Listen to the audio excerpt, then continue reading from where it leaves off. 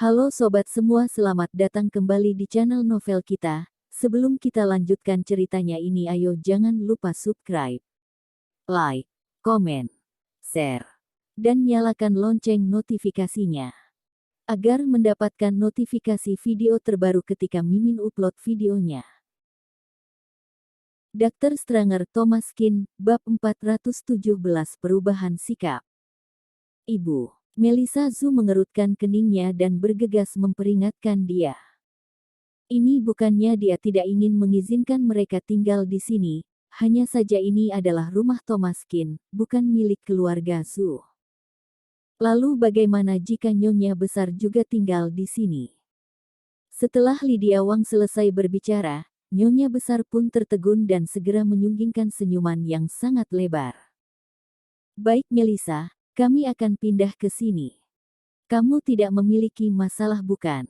Pada dasarnya nyonya besar sangat ingin tinggal di Green Plum Manor ini, dia merasa keinginannya sudah terpenuhi dengan dapat tinggal di sini. Sebelumnya dia diusir oleh Thomas Kin dari tempat ini dan dia tidak dapat memaksanya. Akan tetapi kali ini Lydia Wang yang berinisiatif mengungkitnya, tentu saja dia harus memanfaatkan kesempatan ini untuk tinggal di sini. Ini, Melissa Zhu menatap ke arah Thomas Kin dengan ekspresi tidak enak, karena ini adalah rumah Thomas Kin bukan punya dia. Thomas Kin berkata, kamu saja yang mengaturnya. Melissa Zhu merasa sangat berterima kasih di dalam hatinya. Dia menganggukkan kepalanya, jika nenek menyukainya, maka tinggallah di sini. Baik. Nyonya besar seketika menjadi sangat bersemangat. Keadaan lemas dia yang terlihat sebelumnya pun langsung menghilang seperti disapu bersih oleh angin dan langsung berjalan masuk untuk memilih kamar. Pada kali ini nyonya besar tidak terlihat sombong lagi, dia memilih kamar yang agak ke pinggir agar dia tidak diusir lagi. Melissa, kamu harus membantu perusahaan pada kali ini, hanya tersisa berapa hari lagi. Terlebih hubungan dengan Swan Company. Bagian terpenting dari semua peristiwa yang sudah mereka alami adalah hasil keputusan akhir kerjasama dengan Swan Company dan Real Estate keluarga He. Setelah mendengar semua cerita tersebut, Melissa Zhu juga merasa sangat terkejut. Dia tidak menyangka keluarga Zhu akan menjadi semengenaskan ini. Nenek aku juga tidak yakin, aku juga hanya dapat mencobanya saja.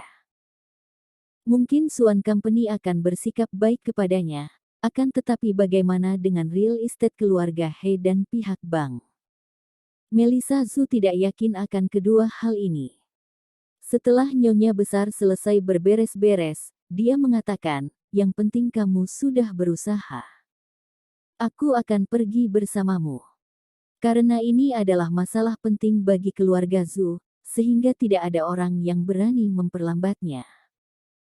Seluruh anggota keluarga He pun pergi bersama-sama ke Swan Company. Dalam perjalanan, Melissa Zhu mengeluarkan ponsel untuk menelepon Julia Wang dan dia pun merasa sedikit gugup.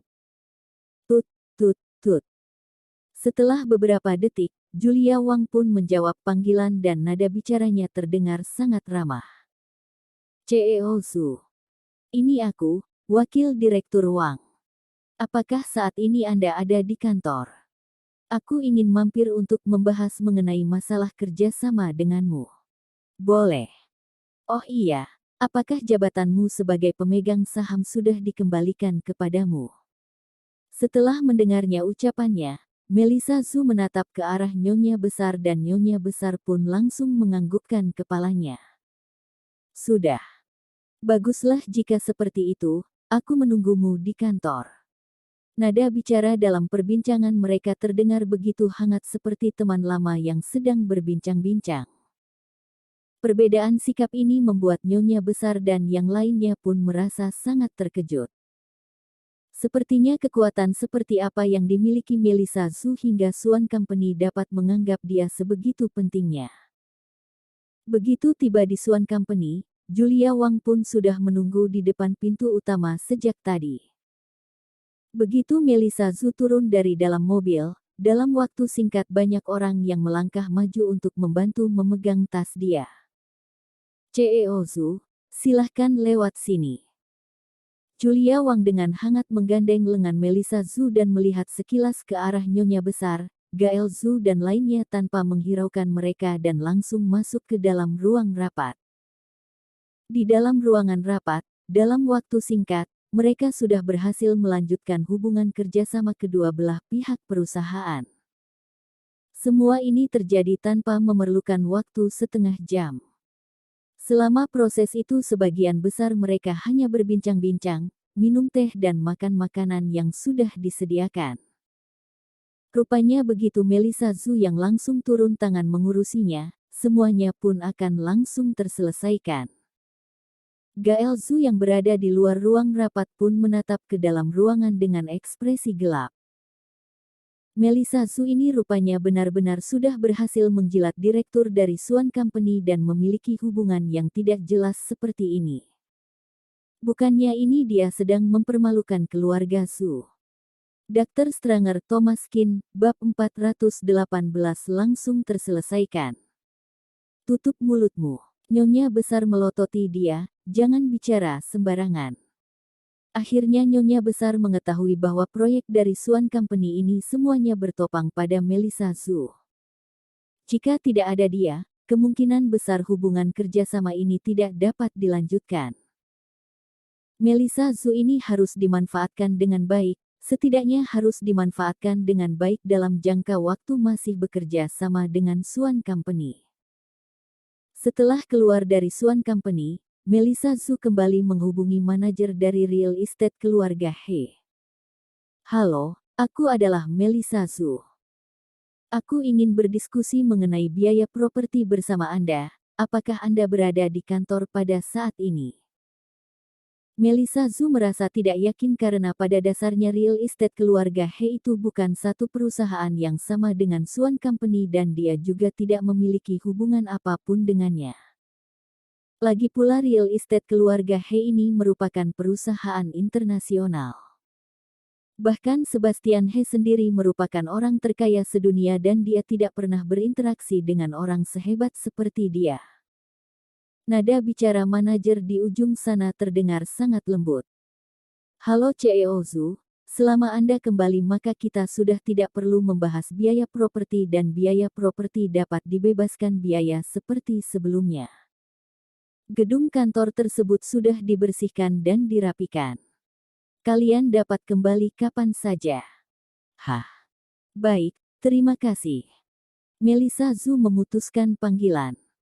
Nyonya Besar dan Gael Zhu pun terkejut, apakah kalian sudah selesai berdiskusi dengan waktu sesingkat itu? Atau mereka memutuskan panggilan teleponmu? Melissa Zhu menggelengkan kepalanya. Kami sudah selesai berdiskusi dan kita dapat kembali kapan saja. Kalau begitu bagaimana dengan biaya properti? Biayanya dibebaskan. Pada saat ini Nyonya Besar benar-benar terkejut karena kehebatan Melissa Zhu. Semua orang memang mengetahui hubungan dia dengan Suan Company dan bukan suatu hal baru lagi jika Suan Company membantu dia. Tetapi sejak kapan gadis ini memiliki hubungan dengan real estate keluarga He? Mereka memberikan pembebasan biaya properti begitu saja selama 10 tahun yang berjumlah 600 miliar rupiah lebih. Bukan hanya begitu saja, bahkan pihak bank saja tidak menghubungi mereka lagi dan rekening mereka sudah kembali normal. Para karyawan pun sudah kembali bekerja seperti biasanya. Seolah-olah semuanya tidak ada yang terjadi. Perusahaan yang awalnya sudah mau bangkrut itu, begitu Melissa Zhu kembali dan menelepon, semua masalah pun langsung terselesaikan. Meskipun para karyawan tidak mengatakannya secara terang-terangan, akan tetapi mereka juga ada membahasnya diam-diam. Apakah kalian sudah mendengar bahwa CEO Zhu menyelesaikan masalah ini hanya dengan menelepon? Iya, CEO Zhu memang sangat hebat. Memangnya seperti Gael Zhu. Apakah dia pantas menduduki posisi wakil direktur? Bahkan bisa-bisanya mencabut hak CEO Zhu. Aku benar-benar tidak tahu apa yang dipikirkan Nyonya Besar. Jika kedepannya dia memecat CEO Zhu lagi, maka aku juga tidak akan bekerja lagi. Jika tidak ada CEO Zhu, cepat atau lambat, perusahaan ini pasti akan bangkrut. Semua desas-desus ini dengan cepat sampai di telinga Nyonya Besar. Gael Zhu berdiri di samping Nyonya Besar di dalam ruangan sambil mengerutkan keningnya berkata, "Ibu, Melissa Zhu pada saat ini benar-benar sombong. Kamu sudah dengar belum desas-desus di dalam perusahaan kita? Saat ini mereka sepertinya sangat menginginkan Melissa Zhu menjadi pemilik perusahaan ini." Ekspresi Nyonya Besar menggelap. Tentu saja dia ada mendengar hal ini dan desas-desus ini benar-benar kelewatan. Memang benar Melissa Zhu melakukan banyak hal yang menguntungkan bagi perusahaan dan tentu saja Nyonya Besar merasa sangat puas. Akan tetapi jika ketenaran dari masalah ini melewati sang pemilik perusahaan, tentu saja ini bukan suatu hal yang baik. Kemampuan Melissa Zhu sudah berhasil membuat Nyonya Besar merasa was-was.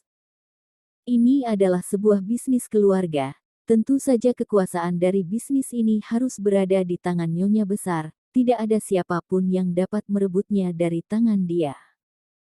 Sudahlah, itu semua hanyalah sebuah desas-desus, kamu tidak perlu menanggapinya dengan serius. Aku percaya Melissa seharusnya tidak memiliki keinginan seperti itu.